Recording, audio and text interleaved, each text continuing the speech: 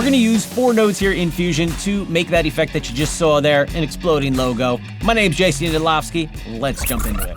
So the first thing I'm going to show you how to do is create this effect with a logo. Once we create that, you're going to be able to use this and really just swap out the logo for any image that you might want or any video clip that you might want. In Resolve here, I want to get started in the edit page, and I want to start by adding in a Fusion composition. So I'm going to come to my effects library here. I'm going to come to your effects and grab a Fusion composition and drop it down in my timeline. Now you can adjust the length of this based on however long you might want this effect to be. Let's say I want it to be 4 seconds. I'm going to hold my shift key, 1, 2, 3, 4 clicks of my arrow. That's 4 seconds. I'm just going to shorten up the Fusion clip, put my playhead over the clip, and let's jump over into Fusion. Now in Fusion here, I'm going to show you how we can do this with a logo, the DaVinci Resolve logo. But once we create the set of nodes, you can swap out that logo or even put a video in there, and I'll show you how to do that later on. But let's get started here and create this cool effect. So the first thing that I need to do is bring down my logo into my node area here. So I'm going to grab my DaVinci Resolve logo, bring it down into my nodes, drop it in. So we've got our median node, and if I press a number 1 on here, now we can see what that looks like. And we have our media out, which is in our second viewer here. I'm going to close my media pool, and now we're going to add in a few different nodes that are going to help us create this cool effect. I'm going to start by selecting my median 1. And I want to press Shift and Spacebar, and that's going to bring up our tool that allows us to search for different nodes. And I want to search for the PImage Emitter. So we want this guy right here. I'm going to click Add. The next node that we want to add, if we have our PImage Emitter selected here, is PTurbulance. So again, I'm going to hit Shift Spacebar, search for PTurbulance. I'm going to add that in there. And now we need a renderer to render all this out for us. So again, I'm going to make sure my PTurbulance is selected, Shift Spacebar. I'm going to add in a P-render, and then I'm just going to connect that to our media out. And once I do that, it's going to think a little bit, and you notice we've already got a little something going on here. So I'm going to move my playhead back to the beginning of our clip here, and when I look at it, it doesn't quite look right? It's not exactly what we're looking for here. So a couple things. One, the logo's too big, right? We need to shrink it down. So let's take care of that first. I'm going to pull out my median 1 a little bit here, select my median 1. I'm going to add in a transform node, which is this guy right here. And now we can just select our transform, come to our inspector right here, and I'm going to grab the size and just scale it down so that it fits in my window right here. Perfect. That's exactly what I want. Next, I'm going to come over to my image emitter. In my image emitter here, over in the inspector, we want to come to Style. And where it says point right here for style, we want to click the drop down and we want to say blob. After you selected blob right here, we want to come down to size control, open that up, and under size, we want to crank this one all the way up. And that's going to make it look solid for us. Once you've increased the size, come on back to our controls right here. And we want to make a couple changes in here. Under random seed, you can crank this up as high as you want. Let's say we go with somewhere around 205. The lifespan of the particles, we want to adjust that a little bit. I want to bring up some variance. And you're going to be able to change this to your liking once we kind of get things set up here. But if you do move your playhead forward a little bit, it'll give it a chance to kind of render up, and you can kind of see what it's starting to look like there. You can adjust the lifespan here if you want to. But next, let's come down to velocity and open that up. And we want to increase the velocity a little bit as well as the velocity variance. And now you can see we're starting to get that particle look, right? So you can play with these and kind of set them where you like them. And if you want it to look like it moves slower, you're going to use a lower velocity. If you want it to look like it moves faster, you're going to want to use a higher velocity. So if I come back on my timeline and we kind of just go ahead frame by frame here, it looks like it expands out to the left and right. Now under the variance down here, we want to change our angle Z variance to -90. So let's go ahead and click on that. And that's going to allow it to look like it's kind of expanding out off the screen. So if we just jump ahead a few frames here, we can see it looks like it's kind of expanding out as it renders up a little bit there. So that's the kind of look that we're going for. So now we're starting to get that exploding effect that we're looking for, but we want to add a little bit more variation into the particles starting to fly out. And that's where our P-turbulance comes in. So we're going to select our P-turbulance, come up to our inspector. We can add in some random seed here. We can also increase the strength a little bit.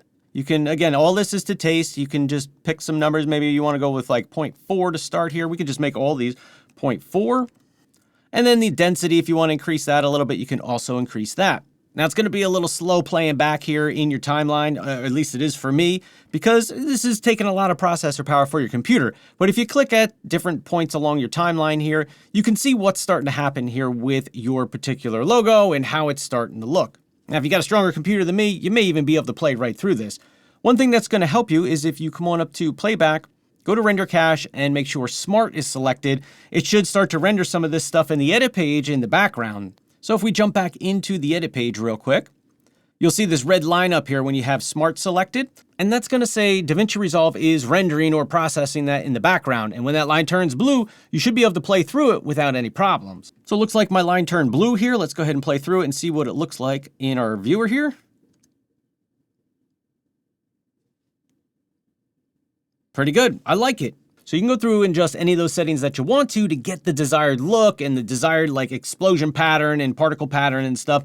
You can play with those couple settings that we already talked about, and that's going to change the way that it looks for you. Now, you might notice that the logo still looks a little bit fuzzy here right in the beginning, right? So before I tell you why Artlist wants to give you $100,000, let me show you how we can fix this.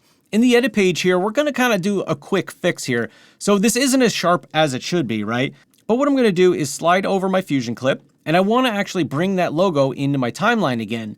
So I'm going to come to my media pool, grab my DaVinci Resolve logo, drop it in the timeline. And now I did change the size of my logo in my Fusion clip here, so I want to make sure that they match up.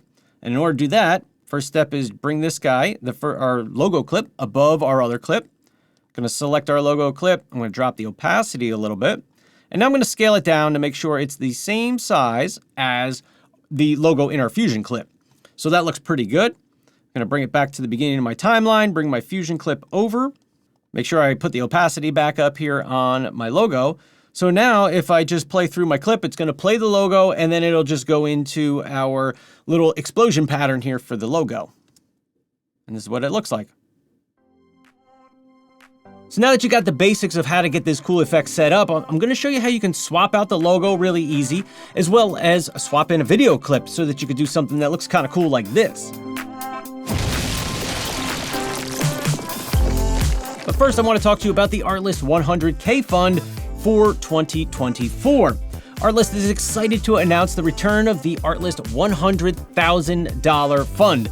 It's a unique grant that offers one creator $100,000 to bring their most ambitious creative ideas to life. This is a huge opportunity for creators, filmmakers, and independent creative teams to bring their wildest video ideas to life. So what does all that mean for you? That means that you should come up with an awesome idea where you can spend $100,000 that Artlist wants to give you to create some kind of awesome project of your choice. And if you want all the details on how it all works, what you got to do, all the other stuff that you might want to know or have questions on, jump on over to the Artlist website and check it out. They've got a Q&A section over there that'll help answer all the questions that you have. I'll link it down below if you're interested in checking it out. But I look at it this way, what do you got to lose? You submit something there, maybe you can bring your cool idea to life. Now let's jump back into Fusion, and I'm going to show you how we can swap out our logo for pretty much any image that we might want, and how we can add in a video clip to do something cool like this.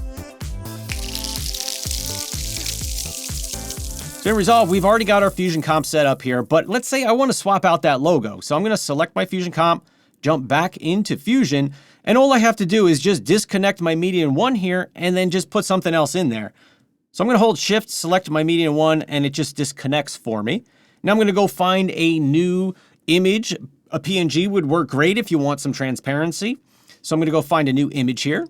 Let's say in this case, I've got the Artlist logo. I'm going to drag it down into my node area, connect it up, give it a second to render up, and then we are going to have the same effect there all ready to go with our new logo. And here's what that looks like. Now keep in mind, you may need to adjust some settings, but just dropping in a new logo, here's what that looks like. Now keep in mind, you can always adjust your transform node here if you need to change the size of your particular image there. We can maybe want to bring it up a little bit.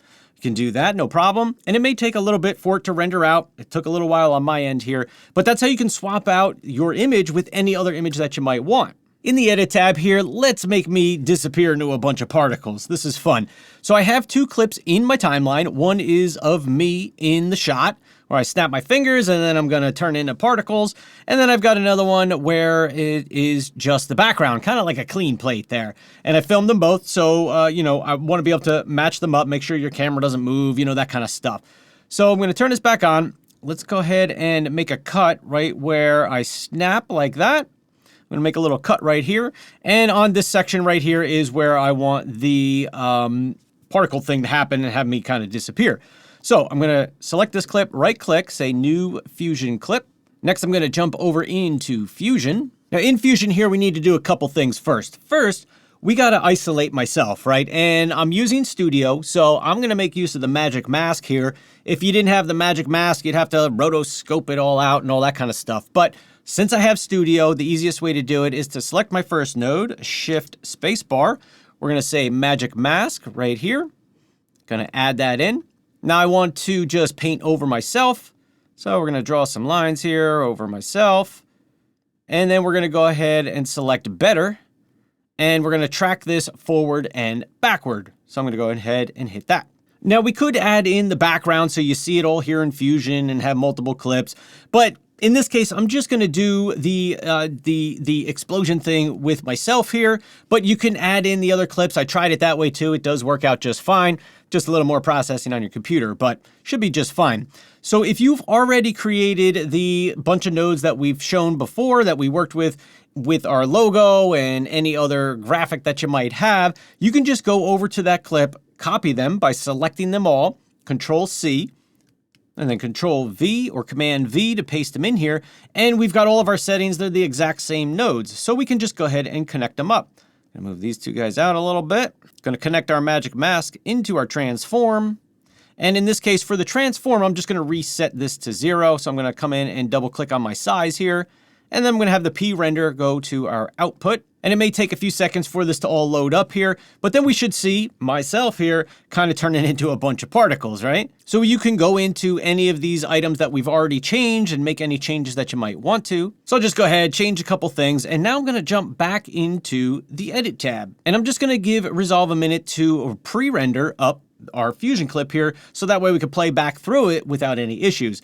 Now, because I used the magic mask, it did make an alpha channel there automatically. So we're gonna see our other clip right underneath me kind of exploding here into particles. And looking in my timeline, I did leave a little clip of me in the beginning here, so it's gonna look clear, and when I snap my fingers, then we should start to turn into the particles.